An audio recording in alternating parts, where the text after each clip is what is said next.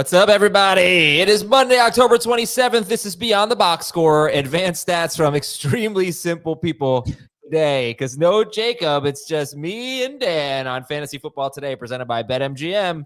Make it legendary. What's going on, Dan?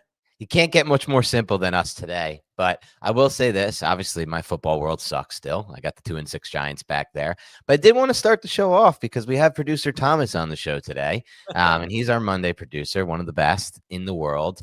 Better golfer than me, but quite frankly, not better at dynasty football because the Bake Burger League, I will be putting this 8 up right now as I go 8-0. The matchup isn't technically over, but Thomas has 0 players left to play.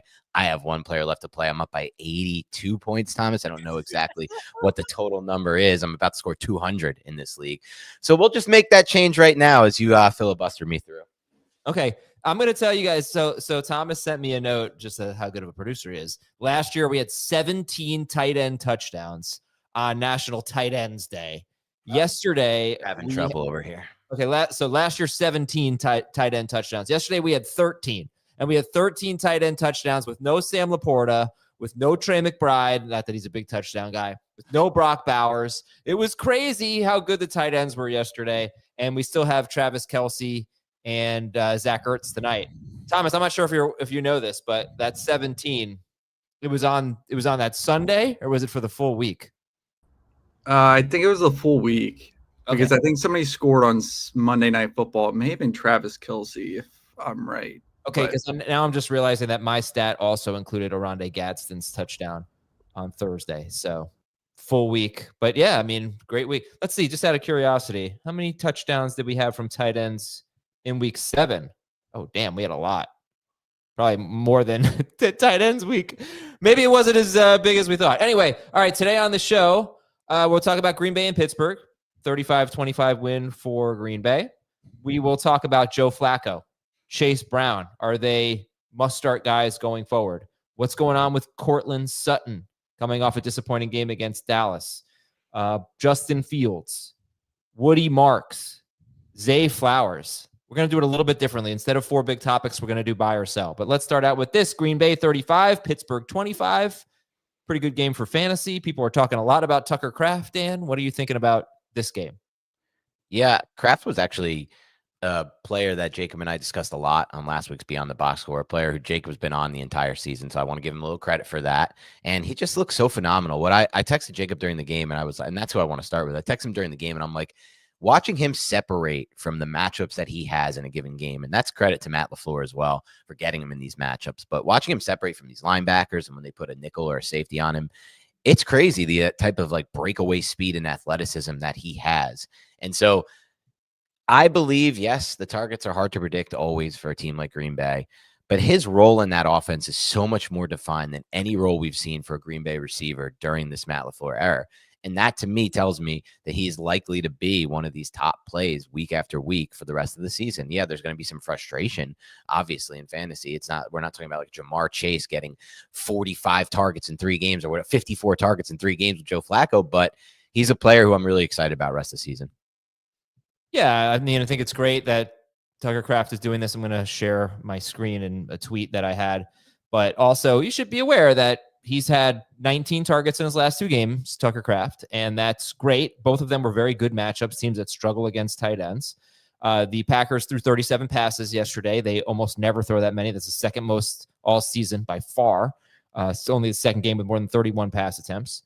And before that, he had 11 targets in his previous 3 games, before the last 2 games.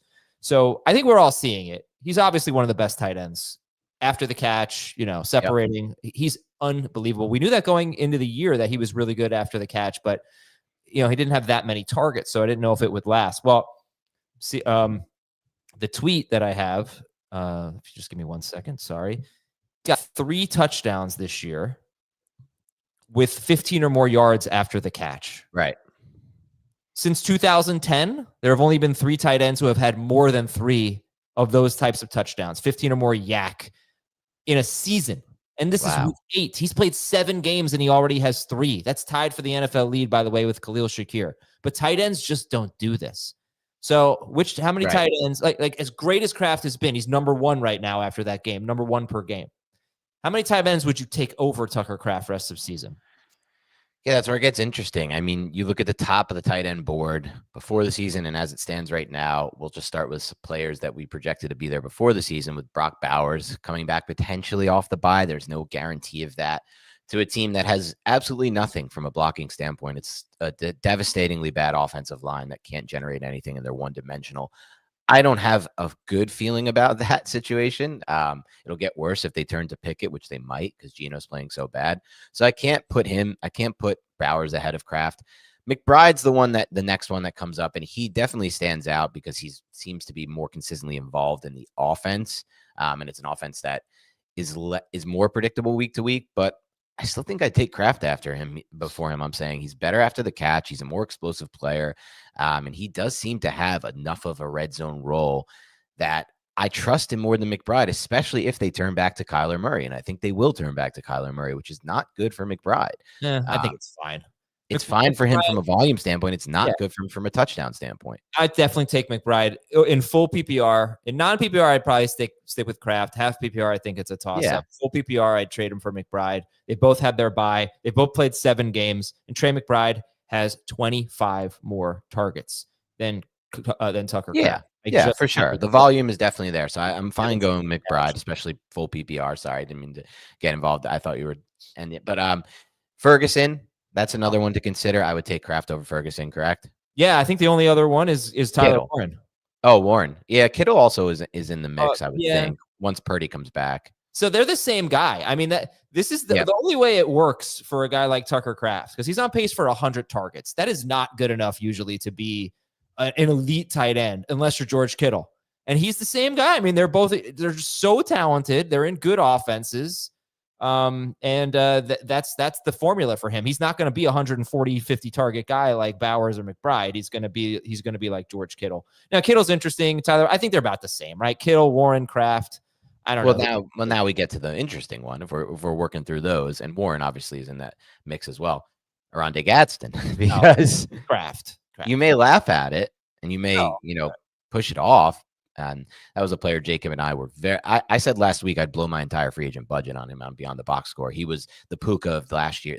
And it's not going to be Puka level, and I made that clear. But there's no one who's going to hit free agency like Gadsden. And you could laugh it off, but like now it's 3 games in a row with Gadsden, and that was a situation where he put up all those points at him in the first half. They didn't even need to throw in the second half.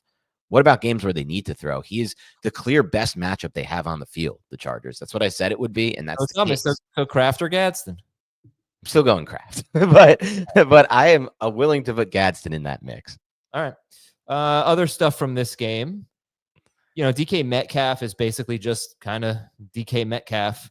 He's like he's the number 18 wide receiver per game in full PPR. He's the number 14 wide receiver per game in half PPR. Unfortunately, he's only on pace for 104 targets.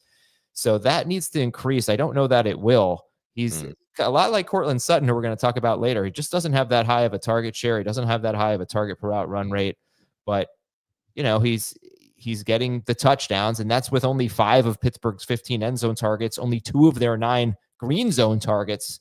You could say maybe it's a little smoke and mirrors, but for me, Metcalf is just, I know he's not great, but he's just a wide receiver 2 that I'm starting pretty much every week. Yeah, he's a lot, I think, like similar to Terry McLaurin last year, except on an offense that throws fewer touchdowns, and he doesn't have the same vertical explosive play upside. So it's like McLaurin in that role, scored a lot of touchdowns last year, made a few big plays in the passing game on a week-to-week basis. I think he finished last year, McLaurin? He was a top 15.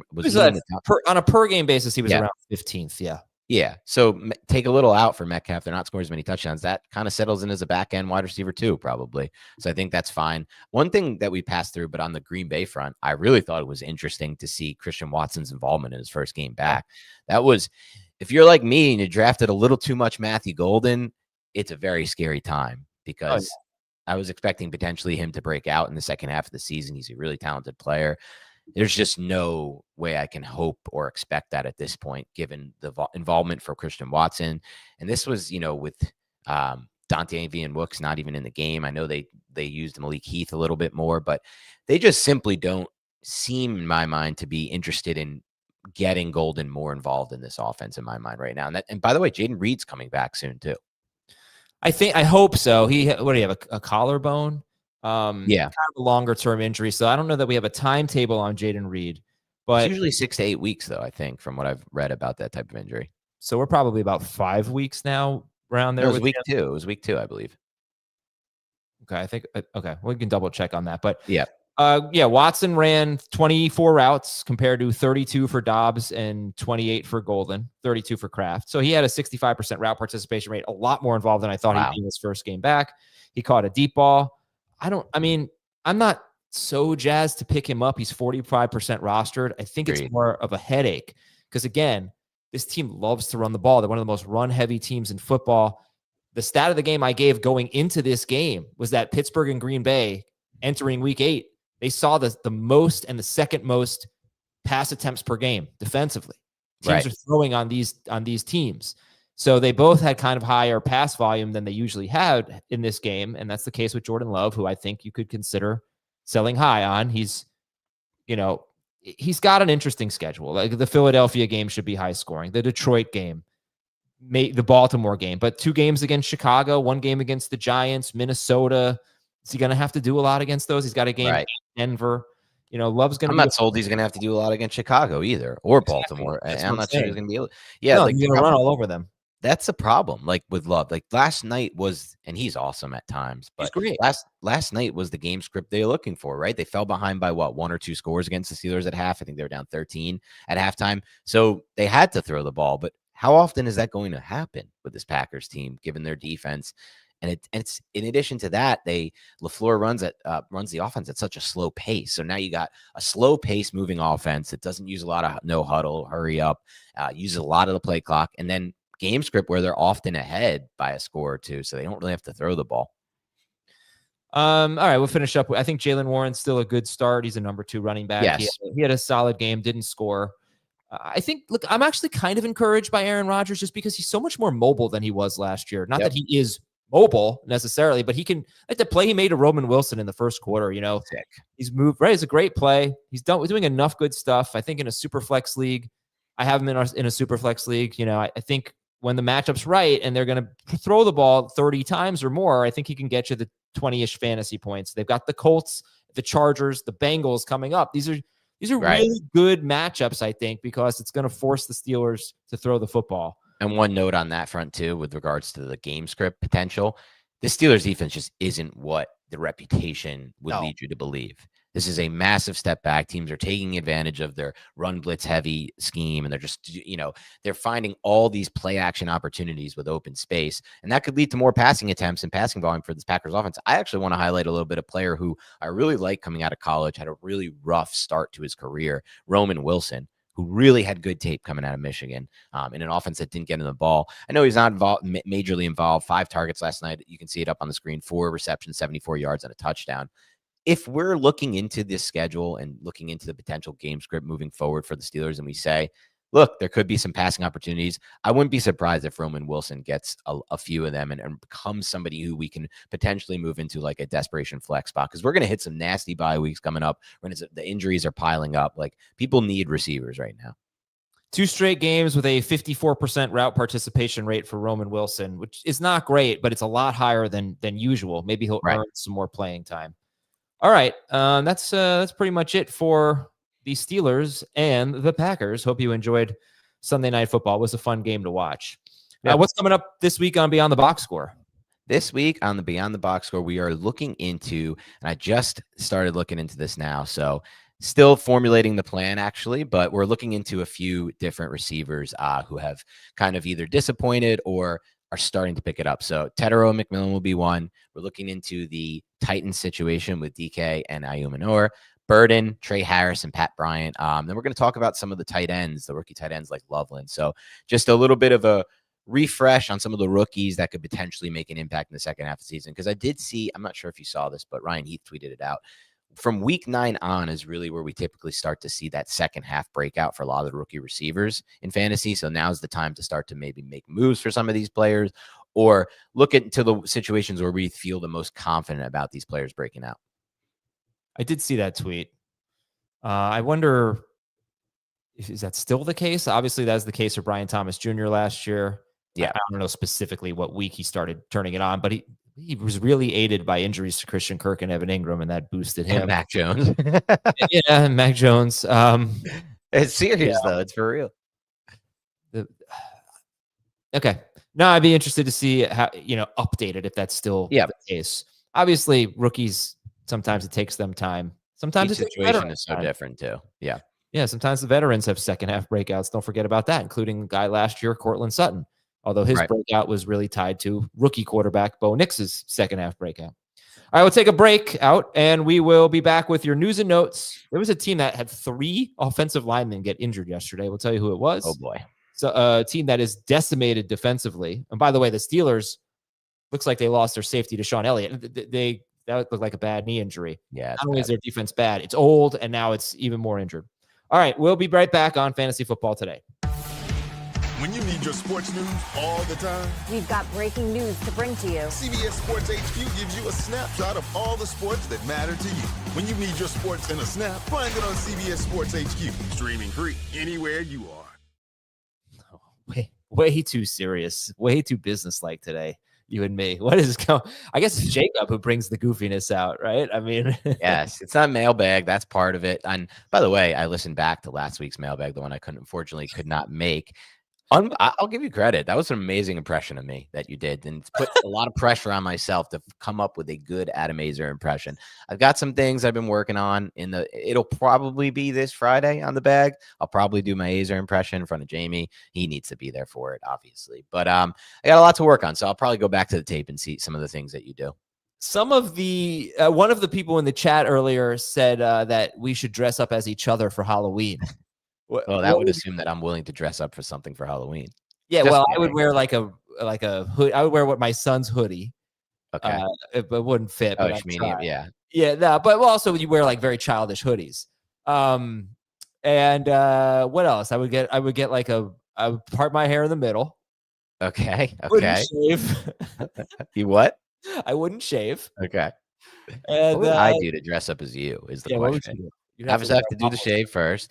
I mean, it would be a little quirky. Like I'd probably shave a couple lines into my head and then put like an X on it. Like, not willing to do this. My wife was on an important call at the time. Something like that. Put a little sign up there. I definitely, when I do the impression, I'll be better off with the impression for sure there. Okay. Also, I don't know what this take is in the comments. I've seen this before.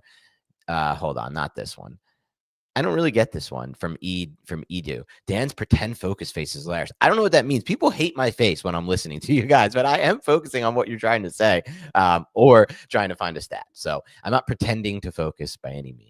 Nah, I have no idea what There's a lot of good stuff in the comments that makes me go crazy. All right, let's get the news and notes. Lamar Jackson, hoping he comes back for this Thursday game at Miami. Homecoming for him. I think he usually does incredibly well there.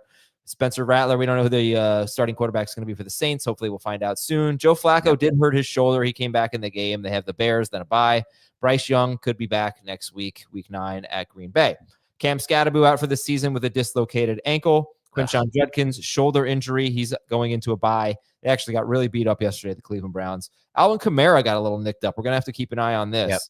Yep. Saquon Barkley, he says he's fine. So they're going into their bye, and then they're at Green Bay in week 10. Can't wait for that one. How about Green Bay, Detroit, Dallas coming out of the bye for Philadelphia? Yeah. Should be some fun ones there. Wide receiver news. Marvin Mims and Luther Burden are both in the concussion protocol. Rashid Shaheed limped off at the end. He's probably fine. Tyler Lockett is signing with the Raiders. Does that have any fantasy impact for anyone there, Dan? No. Okay. Who would have? I mean, maybe a negative for Myers, I guess, but yeah, that's a nasty situation all around the Raiders offense and fantasy. Tight end Daniel Bellinger for the Giants left in the third quarter. And on the offensive line, 3 Panthers offensive linemen left with injuries. That's the team, by the way, the Panthers. And Chuba Hubbard, that could be one of the reasons why he struggled, but Rico Dowdle was better. I don't know when they left, and I don't know the statuses, but it's something we'll keep an eye on for. Going up against the Packers next week, tough run defense, could be shorthanded on the offensive line, not good for Carolina. San Francisco offensive lineman Jordan Elliott left with an ankle injury, and Pittsburgh guard Isaac Seumalo left with a chest injury. On defense, Patrick Surtain, shoulder. They've got the Cardinals coming up. So you can already run on the Bills, but they were playing without defensive tackle Daquan Jones, and then Ed Oliver tore his biceps. So he could be out for the season. They get the Chiefs next week. The Giants, as if their secondary wasn't beat up enough, Cordell Flott, their best corner, he left with a concussion.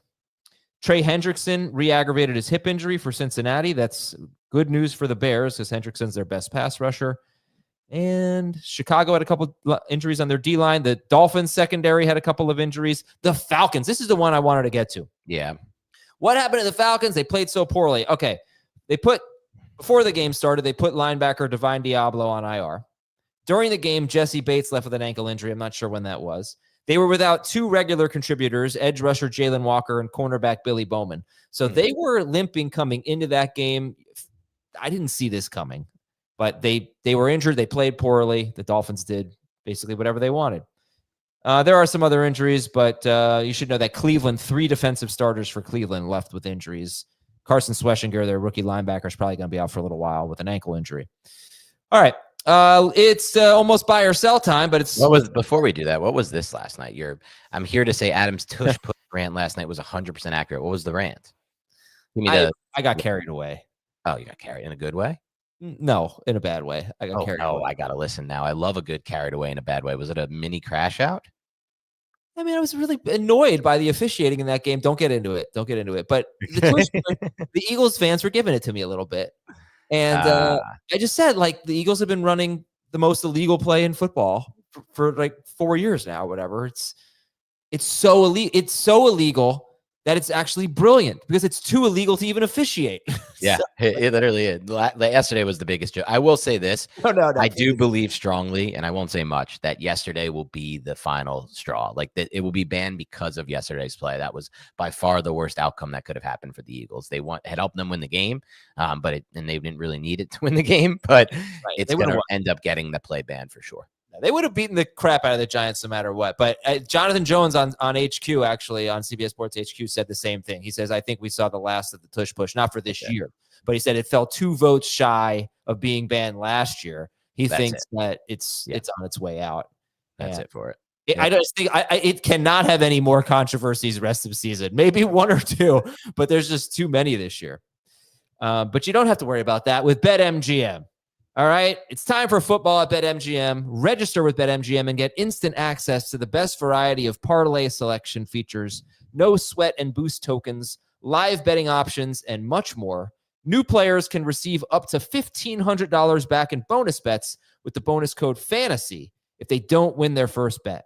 You don't want to miss out on any of the hard-hitting action at BetMGM. Place your money line, parlay bets, and more today. BetMGM, make it legendary. All right, here we go. Buy or sell from Hipster Doofus 21. Hipster Doofus. Yeah, he owns it. I like that. Buy or sell Joe Flacco is pretty sure he's trolling with that, but yeah. Maybe. Joe Flacco is a top 10 quarterback rest of season. Buy or sell? Yeah, so looking into it, I wanted to run through all the players first. So the players who are in the mix, I think, for a top 10 ranking rest of the season: Mahomes, Allen, Herbert, Mayfield, Nix, Prescott, and Hurts. We're definitely putting those 7 in, right? Well, I'm a little worried about Mayfield. In the mix, yes. Of that list, the 2 that I worry about would be Mayfield and Bo Nix. Nix is obviously just coming off games against the Giants and the Cowboys. Those very easy defenses to face. Mayfield, yeah, I think he's probably going to be top 10. He could even be like top 2. It wouldn't shock me, but he's been a little off lately, and obviously he doesn't have the weapons that we thought he'd have. He doesn't have Mike Evans. It's a big deal. But okay, I'm fine, totally fine with that list. Go on. Well, I wouldn't personally put Flacco above Mayfield of that list, but I think I put the rest. Then there's Hurts and Drake May, Daniel Jones. Are these question marks? Like Hurts and Drake May are top 5. Okay. They're like Hurts and May to me are definitely ahead of. We're running out of space to put Flacco in the top 10 is the point of what I'm going at. So it's like now you're in a range of like he's with Jackson Dart, who runs a lot and scores touchdowns via the run. I don't know if that's going to keep up. I probably trust Flacco a little bit more. Jordan Love, hard to trust week to week. Caleb Williams, hard to trust week to week. And then it gets there's a big drop off. Obviously, after that, you have like your Fields types and your Aaron Rodgers, who you mentioned. You did. Let me just throw a name in there. You forgot Justin Herbert. Oh, Herbert. I thought I mentioned him earlier. Oh, I'm Herbert, sorry. definitely. Yeah, no, I might have missed that though. So ultimately, I think he's probably more on the back end of it. But he's definitely in the. You don't need to be top 10 to, and mostly you need to be top 12 to be worth starting every week. So yeah, I think it's fair to put him in that mix for top 10, top 12, right in the back end of it. I think you definitely forgot Jaden Daniels, because I did too. Oh yeah, I did because the injury. Yeah, okay. Got to Yeah, put I Jaden mean, ahead of him too. Like Jaden Daniels is averaging 22 points per game. He left one game with an injury. He's going to hopefully average a lot more than that. I think Flacco could be in the 20 to 22 point per game range. So let's talk about what we're seeing from Joe Flacco since he came to the Bengals. And this is what we love. We get it with the Cowboys. Now we're getting it with the Bengals. We get a bad defense and a talented offense and a ton of pass attempts. And it's just great for fantasy. So since over the last 3 weeks, Joe Flacco is the number 7 quarterback per game in 4-point, number 6 per game in 6-point per passing touchdown leagues. He's averaging almost 28 points per game, which over a full season would probably make him, QB2. I would guess only Lamar is going to average that much, if anyone. But in a short sample size, you actually have 6 quarterbacks averaging 27.7 or more fantasy points over the last 3 weeks. He's 3rd in pass attempts per game. He's 26th in yards per attempt. That was mostly just being bad at Green Bay. He's 19th in completion rate with Cincinnati, 15th in touchdown rate. He has not thrown an interception yet. 24th in ADOT. He has the 8th best off-target rate. He's only 31st, though, out of 32 qualified quarterbacks in explosive play rate. So he did get the big one to T. Higgins, but most of this stuff is short stuff. Yep. For some yak. It doesn't really matter to me. He's throwing 40 times a game with Jamar Chase and T. Higgins on the field. Right. I regret not picking him up in some leagues because I think he's a 1 QB league guy. Whether he's top 10 or not, I don't know, but he's a 1 QB league guy. Yeah, I think that's fair. It's the formula that we all love, which is really bad defense. The Bengals are beyond bad at this point. I think they challenge the Cowboys for worse in the NFL if you're giving up that kind of yardage and scores to the New York Jets. And on the flip side, it's the volume that you expect because this offense, no matter who's calling, who's quarterbacking it, even with Browning, they're a pass-first team under Zach Taylor. They always have been. They always will be. And they're looking to get into spots where they can find matchups for these 2 receivers, Higgins and Chase. So the problem with Flacco is obvious in fantasy. He doesn't run at all. So you're really reliant on the passing. But that formula has worked fine when it comes down when the game script aids it. By the way, we missed a major reference, you and I. Yeah. Hipster Doofus is Seinfeld, and we're supposed to be Seinfeld guys. No, I'm not really a Seinfeld guy. I like Seinfeld, but I'm not a Seinfeld guy. I'm not a Seinfeld guy either, even though I love Seinfeld. I haven't seen I've seen a lot more Curb than I've seen of Seinfeld. I've seen every Seinfeld, but I've seen every Curb 3 to 4 times. I don't really enjoy watching Seinfeld reruns. It's not my favorite syndicated show. Okay. It's so depressing. Why is it depressing? They're just like horrible people doing horrible things all the time. It's a comedy, dude. I know, but it's not. It doesn't put me in. So you can't watch Always Sunny then, probably. That's a good call. They're screaming too much and they're just degenerates and it just bothers me. Because they're the worst people in the world, but it's obviously a comedy. It is funny. No question. Usually I watch these syndicated shows before bed. Oh, yeah. Like a nice serene show. So what do you watch? Like Frasier or something? Simpsons usually. Which one? The Simpsons. I have one more thing that I need to bring up because it really bothered me from last week's mailbag that I wasn't on. Your take that Community, your bashing of Community. I didn't bash it. Yes, you did. You said it was the worst take ever to potentially say it was better than Office or Parks. That's a bad take. What? It's a terrible take. It's not a terrible take. Community was an incredible show in that exact tier of shows, Office and Parks. Yes, the Dean is one of the funniest characters. Michael Scott's the funniest character on all 3 shows. It's not why I don't think Office is one. It's that I don't believe as much in the secondary characters. But the Dean on The Office is up there with any character in any show. And Troy and Abbott are hilarious. Okay. I wanted to say one other thing about the Bengals as we transition into let's talk about football again. Let's talk about Chase Brown. Big Doink says buy or sell. Chase Brown is back. Yeah. And one of the things I noticed about the Bengals when I was watching the tape of their game yesterday against the Jets, their offensive line was great. And we never say that about the Bengals.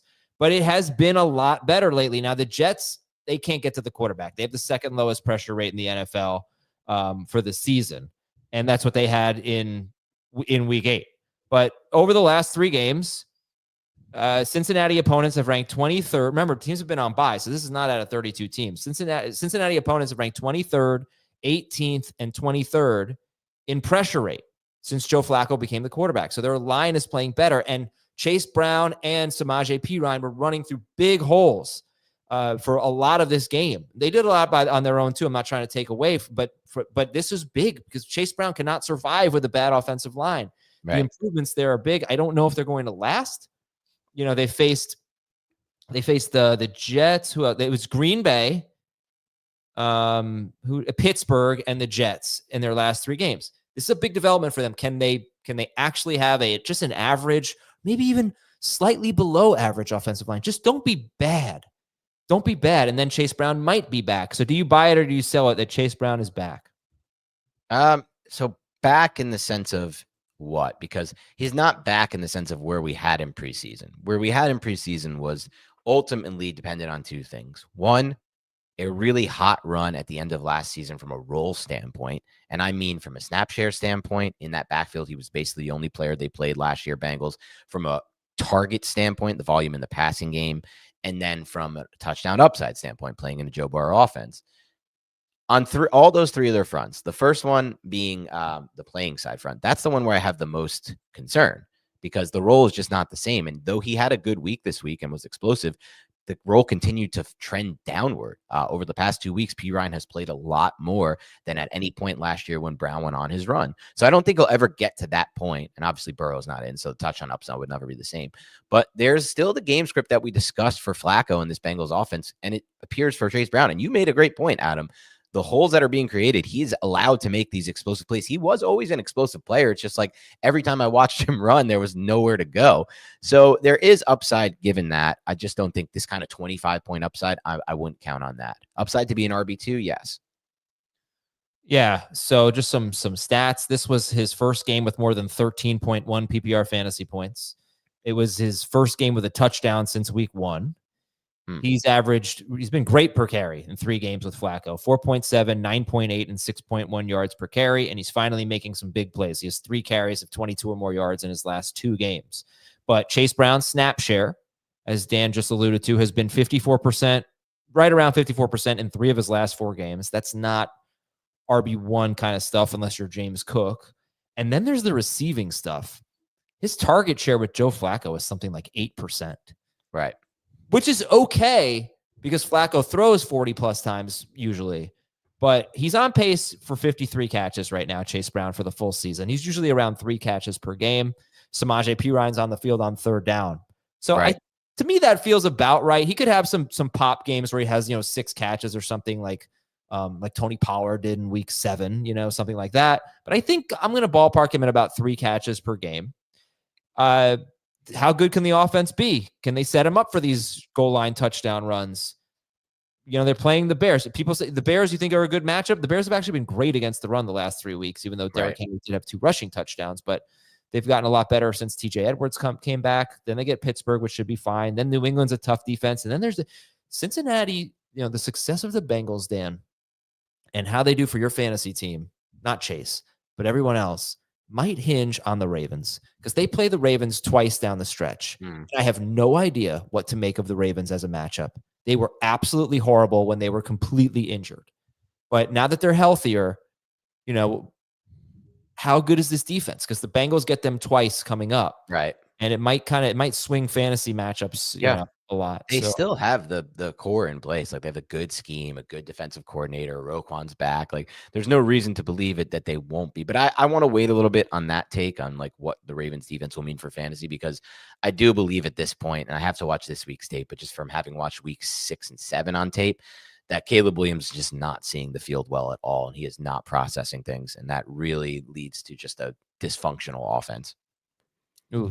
Yak Crew Adventure says Joe Flacco over Josh Allen. What say you, Adam? I say no.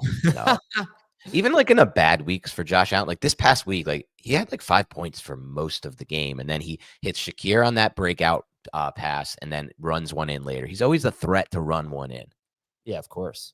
All right, we're going to take a break and talk about Courtland Sutton after this on FFT. Critics are buzzing about the new season of Yellow Jackets.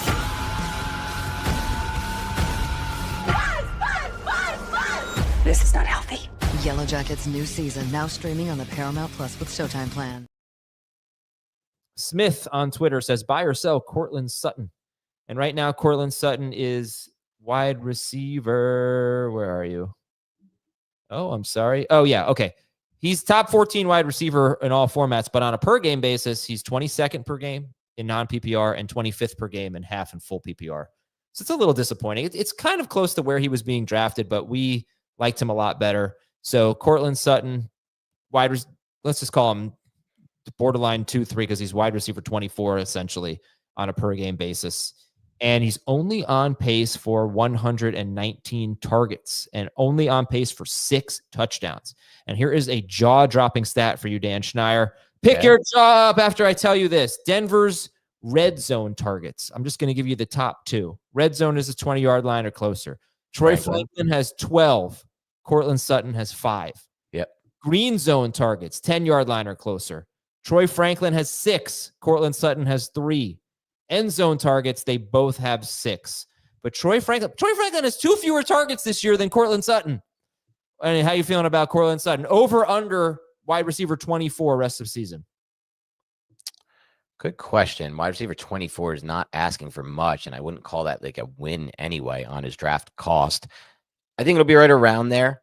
Maybe over. I would take the over, though, because I believe that it's possible the Broncos have figured out something offensively. I thought that was by far and away the best drop back passing they've had all year. And it is the Cowboys. I know. I understand. It's Matt Eberflus. But it just looked better out there, and it looked like Nix was throwing it more confidently. But I guess I have to consider the matchup, and it was the Cowboys. I don't want to go too crazy here. Right around there, but you're right. Troy Franklin's a bigger part of this offense than anyone they had besides Sutton last year, and that's not going to go away. It's the total targets, as you mentioned. It's the red zone designs. They run a lot of screens in the red zone. It's a big part of their offense, to Ingram, to Franklin. And Sutton's just not the guy to get the football on those screen passes, those bubbles to the wide receivers. So, I mean, I want to believe that they can regain the form they had last year, Nix and Sutton, but I don't want to go too much higher than 24. So right in that like wide receiver 20 to 23 range would probably be where I have him. I like him. I think he'll be better. I mean, the target share is disappointing. It's about 20%, and last year it was about 24%.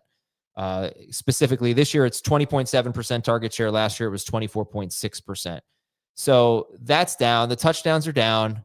But are we even having this conversation if he catches that 24-yard touchdown yesterday? Because if he catches that ball, it hit him in the hands. I thought maybe it was broken up, but it was a big opportunity. If he catches that ball, he scores 19.1 fantasy points yesterday, and that would be 6 really good games out of 8. Right now it's 5. Yeah. The cool thing about him is that 2 of his worst games, one was against Sauce Gardner. I understand that. 2 of his worst games, though, were against the Colts and the Cowboys, and those are among the best matchups in fantasy. But I tend to believe in Courtland Sutton because I do think the passing offense is getting better. Bo Nix is on pace for more yards than what he threw for last year. Actually, I always look at Bo Nix and Courtland Sutton, for that matter, without Week 18, because Week 18 they were playing a preseason squad against the Chiefs. Right. So if you just look at weeks 1 through 17, Bo Nix is on pace for more yards, more touchdowns, more pass attempts than last year. I just can't see Troy Franklin being the thing that holds Courtland Sutton back. I think he's going to be good, and I think he's going to be better than DK Metcalf rest of season, who right now is better. I would take him over DK Metcalf. Yeah. So honestly, in assuming 20 to 23, I may be off too, because there's just not a lot of consistent wide receivers in fantasy football right now. Right. All right. Buy or sell from Adam Plank. Justin Fields is the Jets starter moving forward and is a must start. No, I'm selling. I mean, I want to believe in Fields, and I would rather watch the tape to know for sure if something has changed, but it's just hard for me to believe that he's just become a different quarterback than what he was in 1 week. It's probable it's the Bengals defense and the matchup that he had. It was unbelievable how bad the Bengals played on defense in this game. Breece Hall, I think, had done nothing this season from an explosive standpoint until this game. Isaiah Davis looked like a star in this game, and Justin Fields looked like he was able to get through his progressions and make big time passes without Garrett Wilson on the field. So Wilson's return will help. And if Fields does keep the job, which I do not think is a guarantee, the Jets have to continue to win, which is hard for them. Then yeah, he's going to be a borderline must start every week just based on his rushing upside. But I'm not so sure he's going to keep the job. Yeah. The problem is, for the fact that he did this without Garrett Wilson yesterday, even though it was the Bengals, is very impressive. Yeah. Kudos to him. The problem is they get a bye, and then Cleveland, who I just said has a lot of injuries on defense. Maybe that won't be as bad, but Cleveland, at New England, at Baltimore, Atlanta. It's a really tough stretch. I just cannot see him being a must start. His big games this year have been against Cincinnati, Pittsburgh. We thought that was a tough matchup. It isn't. Yep. Miami and Dallas. Wow. Good point. That says it all right there, doesn't it? Like the only times he's ever done anything this year were against the worst defenses in the NFL. Basically, save for Pittsburgh, who's not the worst, but in that range. He's also faced Buffalo and Denver, and he was terrible against them. And those are tough. I mean, I don't even know if Buffalo's a tough defense, but he was 3 of 11 for 27 yards. I'm never going to throw Justin Fields in the rest of season must start category. In a good matchup, sure.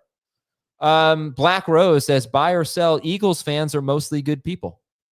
And, I'm going to sell that because Black Rose was the name. Yeah, it's not. It's entirely. Do you know what that reference is from? No, but it's entirely good people. And Eagles fans are entirely good people. It's a sell. What's it from? Okay, first I want to sell. I want to answer the question. Sell, yes. Eagles are good people, okay? Eagles fans are good people. I know several of my friends that are good people and Eagles fans. Just because they're crazy doesn't make them bad people. Now, with that said, no, I'm not going to get into it. I'm not going to do a rant on the Eagles fans right now. I don't need that right now. Please don't. I really dug myself a big hole. You dug yourself a hole already. We don't need FFT to become this like Eagles fan bashing podcast, especially with all this Giants paraphernalia behind us. It's not the time. As far as the reference goes, I can't believe I got it, but I did just get it because I am watching a Paramount Plus show, an old 90s show where Black Rose, that just saw the episode where Black Rose is referencing, and it's Twin Peaks. Oh. You ever see Twin Peaks? No, I never have. I heard it's great. Excellent TV show. I'm like head over. I'm addicted to it. I've just reeled off 7 straight episodes. Wow. Yeah. Impressive. Okay. In like a 1 week span. It's that good. Here's our last one. It's from Brian Schlatter, and he gives us a bunch of names. Buy or sell Woody Marks, Zay Flowers, Brock Bowers, and Ricky Pearsall. Okay. Woody Marks, Zay Flowers, Brock Bowers, Ricky Pearsall. In order of your buying. Yeah. Like give me like your order of your buying them. Yeah. So tier 1 by far is Zay Flowers as a buy. We've talked about him a ton on Beyond the Box Score. Check out some of our episodes from last few weeks and you'll hear some more rationale on it. But Zay Flowers, once Lamar Jackson gets back, I mean, part of the rationale was game script, and we're not so sure anymore if that Ravens defense will afford the game script we want for Zay Flowers. But that's still in the realm of possibility. It doesn't matter, though. His involvement in the offense is so unbelievable this year. And it's only going to get better when Lamar Jackson comes back. So he's a huge buy, one of my favorite buys in fantasy for the last couple of weeks now. Okay. Number 2 for me on that list. That's interesting. I would much rather have Brock Bowers than Woody Marks. I would rather have Brock Bowers than Zay Flowers. Now, I don't know if that's exactly how you were doing it, like a rest of season ranking. No, that's not how it was doing it. Right. Expectations have to be a part of this too. Yeah, because you probably have to pay a lot more for Bowers than Flowers. And I did not do that because it rhymed. Because people who have Bowers right now, are you really expecting them to trade him after sitting out all of his injury weeks? Like that's the last time you're going to get someone to trade a player. They've slugged through. It's like when people were saying a few weeks ago, trade for Rashee Rice. Yeah, I love the idea, but who the heck is going to trade Rashee Rice after sitting on him for 6 weeks? No, but forget about like acquiring. Just are you in on Brock Bowers? Do you think he's going to be Brock Bowers? Do you think Zay Flowers is going to be a must-start wide receiver? Do you think Woody Marks is going to be a starting running back? Okay, so no, I'm not in on the Bowers as much as it pains me. 1, I'm not sure the injury will be solved this season. 2, I just despise the Raiders' offense. Everything about it, their offensive line for starters, just makes it inept. And I've seen no path for them with that offensive line and how bad Geno's playing. As far as Flowers goes, I went over it a little bit earlier. Woody Marks is an interesting one. It kind of depends for me, like on if I believe in this Texans offensive line taking the step forward last week or Was it just matchup based? Like, I have to watch the tape, honestly, for that. I want to come back to that one. I'm going to say I'm lukewarm on that, leaning toward no. Their offensive line wasn't really, I mean, I only watched the running plays. Yeah. There was a stretch. Woody Marks had a stretch starting with 22 seconds left in the third quarter and into the fourth quarter where he had 5 carries for 46 yards. He really got going. And then after that, they were running the clock out basically, and they went back to Nick Chubb, who had 5 carries for 16 yards after that point. So it's like, what does Woody Marks have to do to convince you to stick with him? This is what I would say. I don't know about, okay, let's stay on Woody Marks here for a second. I think he's a flex. I just don't know that they're ever going to turn it over to him. And if they do, I don't know how good he's going to be because I don't buy this offensive line at all. Right. I'm happy I have him, right? He's a really good bye week replacement. Could he be better than a guy like Ken Walker, who's more talented and is going to have more yards per carry and whatnot, but can't score a touchdown because Charbonnet steals one? Yeah. He could be, but I would probably trade Woody Marks for Ken Walker and just take a chance. Yeah. But Woody Marks has a little bit of a role in the passing game. He's not bad. It's just, I don't know. I can't fully buy in. I think he's a borderline top 24 running back. Flowers, I'm not in the same boat with you as Flowers because he's the most talented player. He's so incredibly good, but he never scores. And he has 1 end zone target this year. What else? He's got 3 red zone targets this year. It doesn't even feel like a fluke anymore with him. I expect him to have more touchdowns than what he's had, but with Lamar Jackson, they just don't throw enough. He's got a 30% target share. It has to be that. For him to stand out on the Ravens offense, he's got to have a target share of at least 26, 27%. And he might. But then what happens in the red zone? They run the ball so much and they throw to Mark Andrews a lot. So I like Flowers, but I would actually take Courtland Sutton over Zay Flowers. Okay. I would definitely not. I'd probably take Flowers over Metcalf, but that's close. Yeah. I don't know if I would. I do believe somewhat though in the Woody Marks role in the passing game, because when you're in offense like that and you just cannot generate a consistent run game, you cannot generate a consistent drop back pass game. One way of creating offense is by using your screen game and your quick passing game to the running backs as an extension of your run game. And I think that's what the Texans have found.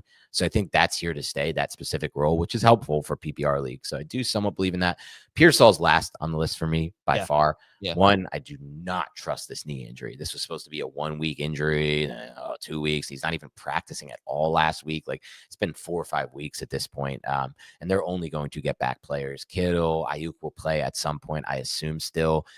Jennings is playing good football despite through the injuries. So there's a lot of mouths to feed there.